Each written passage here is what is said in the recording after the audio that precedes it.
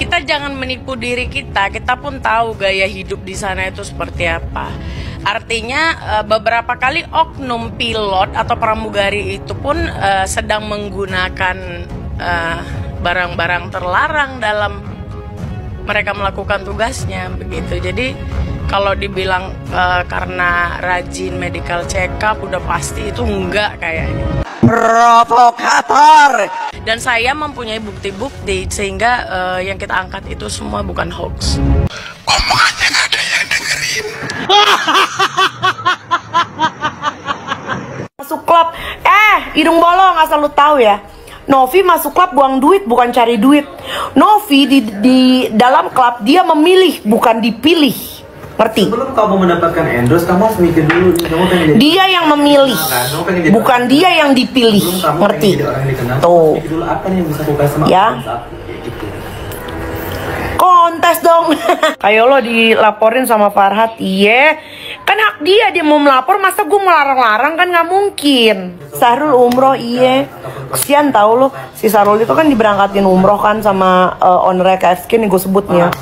Nah, diberangkatin sama owner KF Skin tuh udah berapa kali ya? Lo bayangin deh, seller-sellernya yang achieve target untuk berangkat umroh itu nggak ada yang diberangkatin. Ratusan orang, ratusan seller. Pastikan sofa-sofa dan dentingan botol penyemangat hidup. Tapi kan nggak jual diri.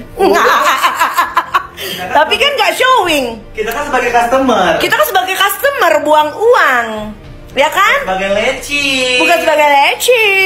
Nggak dipilih, nggak di. Oh, saya mau yang ini. Kita memilih bukan dipilih saya. Kita memilih bukan dipilih saya. Paham toh. Lagian kita juga ke klub malam pakainya masih normal. Bukan baju renang. Ya, jangan norak sayang ya. Kalau dibilang sebagai aktivis kemanusiaan atau aktivis sosial bergerak di bidang sosial itu tidak pantas masuk klub, gue balikin sekarang sama lo. Apakah pantas bekas leci ya dan terindikasi mengalami gangguan jiwa ya masih di bawah pengobatan under medication, apakah pantas memimpin sebuah ormas?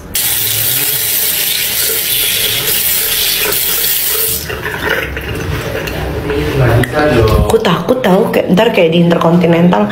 Diri sendiri, kamu nggak bisa. Aku pengen seperti ini. Personal brand itu harus kamu sendiri yang buat. Kayak contoh nih. Kayak aku suka marah-marahin nih, tiba-tiba kayak lu ikut aku marah-marah.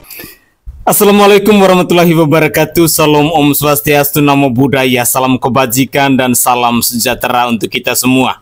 Saudaraku sebangsa dan setanah air, para penonton kanal YouTubeku yang sangat saya hormati dan sangat saya cintai. Perseteruan antara Zanzabela dan Yolo ini semakin kesini semakin seru. Mereka saling menyerang, saling membongkar masa lalu, saling membongkar aib, lalu mereka publiskan itu di media sosial. Banyak sekali cuplikan-cuplikan video yang saat ini mulai berseliweran di media sosial. Entah itu dari masa lalunya si Zanzabela maupun kritikan-kritikan pedas yang disampaikan oleh Zanzabela kepada Yolo Ine maupun kepada Pratiwi Novi Yanti ini. Terus terang, persoalan dari Pratiwi Novi Yanti dan Agus Salim yang dulunya hanya fokus pada uang donasi, kini sudah merembet kemana-mana. Farhad Abbas sudah ada 4 atau 5 laporan. Terbaru datangnya dari Zanzabela yang melaporkan Yolo Ine. Dan dalam konten saya kali ini, saya ingin mempersembahkan kepada pemirsa sekalian terkait dengan perseteruan antara Yolo Ine dan Zanzabela. Dan yang heboh di sini itu bukan datang dari Yolo Ine-nya, tetapi datang dari pendukung Yolo Ine yang menyerang Zanzabela ini. Berikut ini ada satu cuplikan video yang datang dari seorang anak muda yang begitu getol membela Yolo Ine dan menyerang Zanzabela ini. Berikut adalah komentar selengkapnya. Buat Zinzileci ini ya, mending kau fokus benerin hidung kau yang jeglong ya. Hidung kau udah kayak trotoar ya, trotoar dimasuk nih. Nah, mending kau benerin dulu hidung daripada kau sibuk bayar bensin buat ngelaporin ini, buat ini, ketemu itu. Benerin hidung kau dulu sayang ya. Biar nanti kalau showing ya, kalau cari tamu showing ya, seenggaknya hidung kau nggak miring, nggak masuk ke dalam, ngerti? Mohon izin Zazaleci. Dulu katanya mau ngelaporin Nikita Mirzani. Kuar-kuar, mau ngelaporin. Mau penjara ini Nikita Mirzani. Sekarang ancam lagi mau penjarain Yolo Ine. Sebenarnya ini gebrakan buat orang kena mental gak sih? Yang kau uji gebrakan buat kau laporin itu gak kena mental sama sekali. Justru kau yang makin kena mental. Sok-sokan mau ngelaporin. Ujung-ujungnya apa? Gak ada tuh terlapor. Bukan ingin mengangkat personalnya, tetapi seorang petugas kemanusiaan di mana melakukan lebih dari 1 kali penggalangan donasi. Lalu di sisi lain hidupnya selalu berfoya-foya atau glamor ataupun sosialitas seperti ini. Saya dikirimkan seseorang tentang postingan orang tersebut dan menurut saya tidak layak. Dan ketika saya mereactionnya, ini bukan menjadi ajang siapa yang paling kaya, tidak. Ya, bukan menjadi ajang siapa yang bayar, yang buang-buang uang. Apa ini? Ini sudah melenceng. Banyak juga statement-statement yang merendahkan program-program pemerintah, yang merendahkan status sosial seseorang, dan lain sebagainya. Inilah kenapa dari awal saya tidak pernah mendukung Novi. Begitu, silahkan berpikir. Apa dia bilang tarifnya 20 juta? Kakek-kakek bau tanah pun tahu sayang ya, mana yang mahal, mana yang murah. Kalau kau itu ya, model-model kau tau nggak di warung pangku. Pesen kopi 1 plus bir, tapi dicongkel sayang. Sok-sokan tarif 20 juta, kakek bau tanah pun tahu sayang mana yang mahal. Terus banyak yang nanya, jeglong itu apa? Jeglong itu kayak apa ya? Bolong. Jadi kayak jalanan yang bolong, jeglong gitu ya. Hati-hati jeglong. Enggak ngomongin sok-sok tarif 20 juta. Udah mending kau lulur dulu punggung kau itu ya. Biar terkelupas bolot-bolot kau itu ya. Puih! Hei! Ngomongin Tenopi mengenai ke klub. Dia buang duit, bajunya masih sopan. Kalau kau ya baru, ya baju renang. Cari aki-aki. Beda sayang. Kelasnya beda. Kecuali dia bertingkah di klub ya. Banting-banting ya. Lepas baju, baru kau. Kenapa? Stres ya? Ditinggal mantan suami nikah sama saudara sendiri. Ipar adalah maut. Gak ada, ipar adalah maut. Kau mautnya.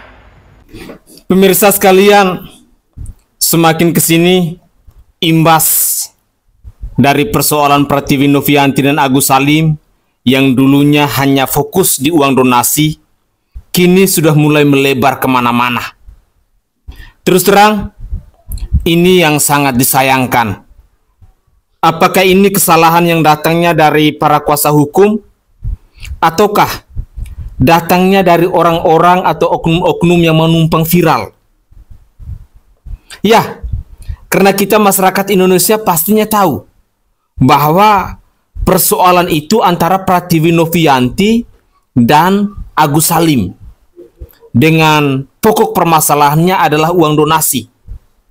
Tetapi kenapa sekarang imbas dari persoalan ini malah merembet kemana-mana? Farhad Abbas, seperti yang kita ketahui, sudah melaporkan Denny Sumargo, sudah melaporkan Pablo Benua, sudah melaporkan Yolo Ine. Ditambah lagi si Vava yang sudah melaporkan Pratiwi Novianti.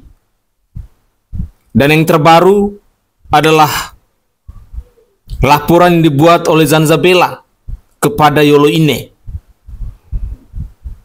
Yang sangat kita sayangkan ketika kita menemukan cuplikan-cuplikan video seperti ini di mana mereka saling menyerang, saling menghujat, saling membongkar masa lalu mereka yang pada akhirnya diketahui oleh publik.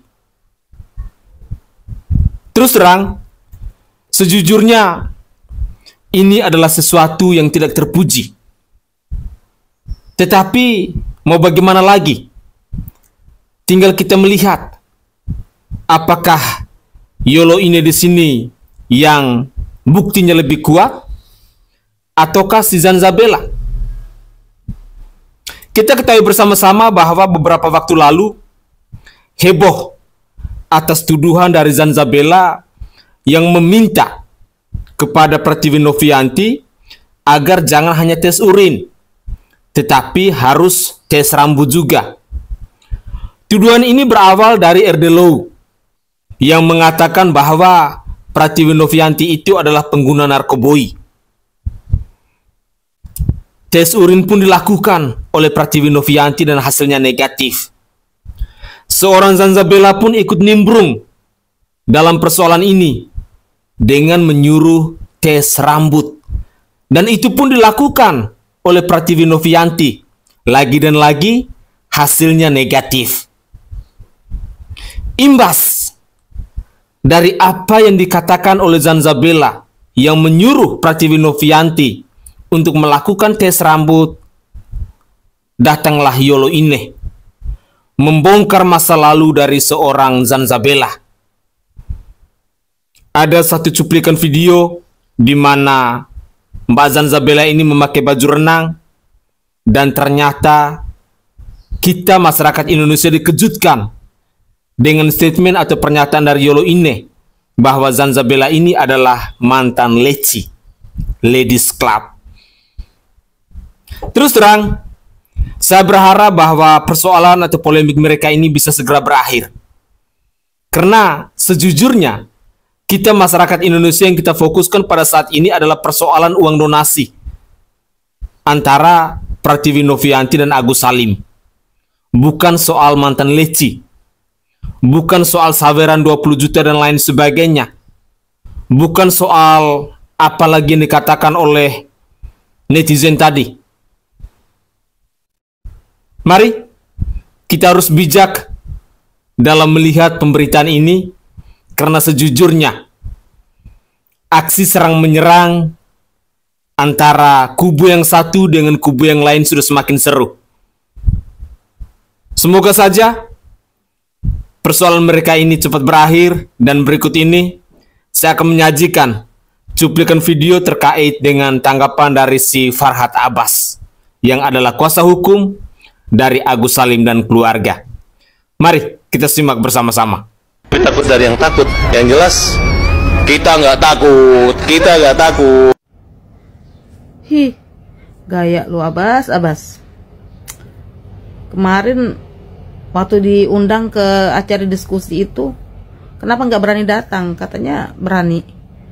Kok nggak berani datang Abbas sama Zanzabela sama Agus ngadapin semua yang orang-orang yang lu somasi? Kenapa nggak berani datang? Berani cuma keluar-keluar aja di sosmed ya, lu ya Farhad. Cuma berani keluar-keluar di sosmed itu untuk apa gunanya? Nggak penting. Lebih baik lu sambangin langsung, temuin langsung pada saat diskusi terbuka gitu kan enak. Lu bisa nyampein unek-unek lu seluruhnya, ya kan? Gitu. Kalau gue jadi lu dikasih kesempatan seperti itu, gue maju, gue berani. Ya langsung, enak lagi begitu kan, langsung debat terbuka, diskusi terbuka, langsung berhadap-hadapan, face to face. Kan keren seperti itu daripada cuman keluar-keluar di sosmed kayak gitu kan, nantang-nantangin kayak gitu kan. Nggak jago kayak gitu. Aduh. Nih lu lagi bilang nggak takut ngolok-ngolok Densu. Kenapa apa ya nggak lu adu aja di ring sekalian sama Densu? Gimana Farhad? Ada yang nggak setuju nggak nih netizen kalau si Farhad ini naik ring sama Densu? Dia nggak takut tuh, katanya dia ada di VT-nya tuh dia ngomong dia bakal menang lawan Densu. Naik ring aja ya. Banyak yang nantangin lu tuh Farhad, banyak untuk naik ring daripada cuman comot sana comot sini muncung kau ya Farhad ya. Sekalian aja naik ring ya lawan Densu. Karena kau yakin kan ya, kau yakin karena kau merasa badan kau tuh kuat besar gitu kan, mampu nguasain pukulannya si siapa Densu. Ya udah, yuk lu lawan aja Densu naik di ring ya, daripada keluar-keluar baku tumbuk di di jalanan atau gimana gitu. Sekalian naik ring, lampiaskan semuanya. Densu juga lampiaskan semuanya. Kan lebih fair begitu ya nggak? Ya nggak netizen? Setuju nggak kalau si Farhad ini naik ring aja adu jotos sama si Densu atau sama yang lainnya? Lebih keren seperti itu kan, lebih profesional. Bagaimana Farhad? Berani nggak?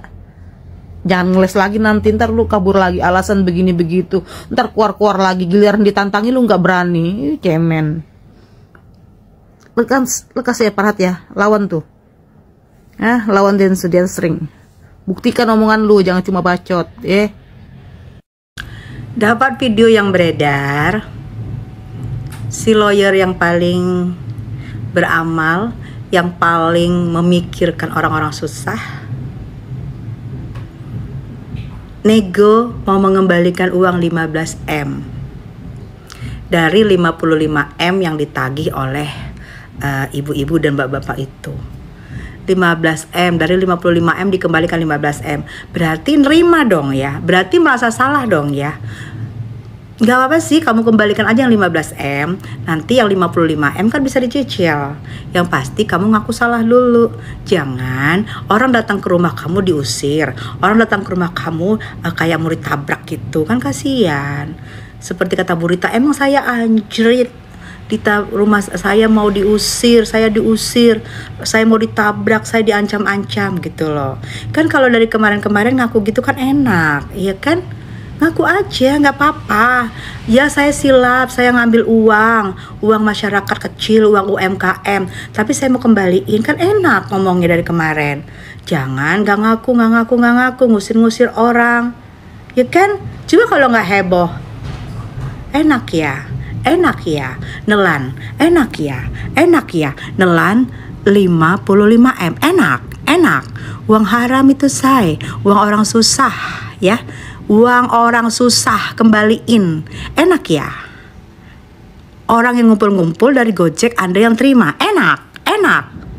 Ngakunya pembela orang lemah. Mana? Untuk case-nya Bapak Agus Salim, coba kalau dia kemarin nggak pakai lapor-laporan gitu ya, nggak laporin Novi, nggak, udah tinggal ngaku aja duitnya kepake buat ini, kan Novi juga langsung memaafkan pastinya ya, karena saya lihat Novi itu orangnya have a big heart gitu kan. Sekarang kalau kayak gini ya, siapa yang mau disalahin kalau bukan si Agus dan keluarganya sendiri ya. Sekarang lihat aja deh siapa yang satu lagi Bang Icang ya. Itu aja sekarang sudah ada kemarin dibawa ke Malaysia ya kalau nggak salah, terus mau dibawa ke Singapura untuk kelanjutan pengobatannya gitu ya. Dan saya dengar katanya sekarang donasinya sudah mencapai 3M. Gila kan itu, orang kalau nggak greedy itu rezekinya lebih banyak. Gus minta duit aja sana sama Farhat. Kenapa si Farhat dan Zabela tidak datang, Agus tidak datang, tidak ditemukan titik temunya kan? Gitu, jadi ya masa cuma berbuah snack sih, gitu aja. Seret dalam drama Agus-Agusan ini. Kalau saya kan jelas dari awal itu salah satu orang yang mengetahui masalah penggalangan dana Agus. Saya salah satu orang yang ikut posting menggalang dana untuk Agus. Nah, kalau dia siapa? Ini Kak. Iya. Aku tuh udah nungguin kamu loh Farhat di sini, masa kamu nggak datang? Gitu kan udah ketemu sama Farhat sama Zabela gitu, pengen ketemu. Apa yang mau disampaikan Kak kalau ketemu? I love you. Tapi udah belum WA-an. Belum WhatsApp-an Kak. Komunikasi nggak sih sama Farhat? Gak ada, Farhat WA dong. Ada. Usan dan Novi ini kan belum. Semoga cepat selesai, tidak melebar kemana-mana. Agus mendapatkan haknya untuk berobat dan semuanya itu tetap di jalur yang benar, itu aja. Ada yang sampaikan buat Novi dan Agus Kak? Novi semangat, Agus juga semangat, gitu aja. Buat Mbak Farhat pesannya? I love you. Buat Zabela terakhir. Zabela semoga berjodoh dengan Farhat, kalian cocok. Zabela semoga berjodoh dengan Farhat, kalian cocok. Pemirsa sekalian, itulah cuplikan-cuplikan video yang bisa saya persembahkan ke hadapan pemirsa terkait dengan perseteruan antara Yolo Ine dan Zabela ini. Kita doakan semoga saja perseteruan ini tidak terlalu lama sehingga kita semua tetap fokus terkait dengan pokok persoalan uang donasi dari Pratiwi Novianti dan Agus Salim ini. Jujur, sesungguhnya yang bikin heboh saat ini bukan dari Agus Salim dan Pratiwi Noviantinya, tetapi orang-orang yang ada di sekelilingnya. Sehingga dengan demikian, saya berharap bahwa entah itu dari kuasa hukum atau siapapun itu, jangan mengambil keuntungan seperti yang dikatakan oleh Denny Sumargo dalam kasusnya Pratiwi Novianti dan Agus Salim ini. Tetapi lakukanlah kebaikan, karena kebaikan itu tiada tara nilainya.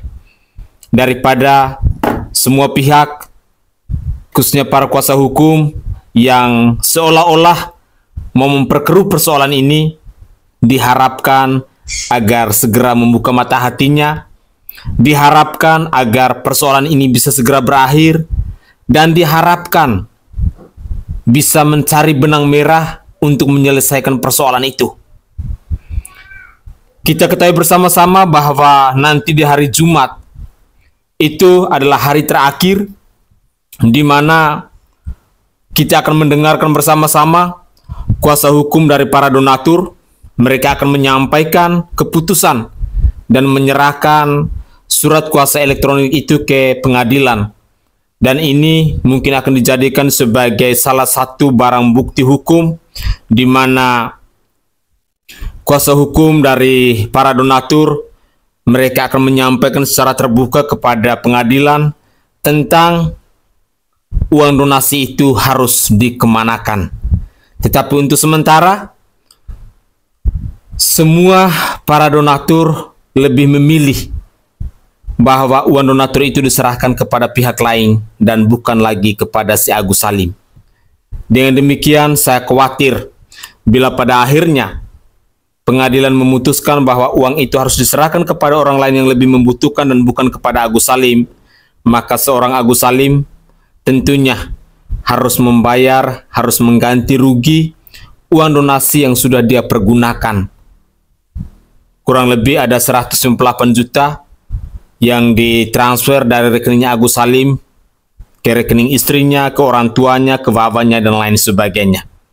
Semoga saja perseteruan antara Yolo Ine dan Zanzabela ini bisa segera berakhir, sehingga kita semua tetap fokus pada kasus donasi dari Agus Salim dan Pratiwi Novianti. Begitulah kira-kira.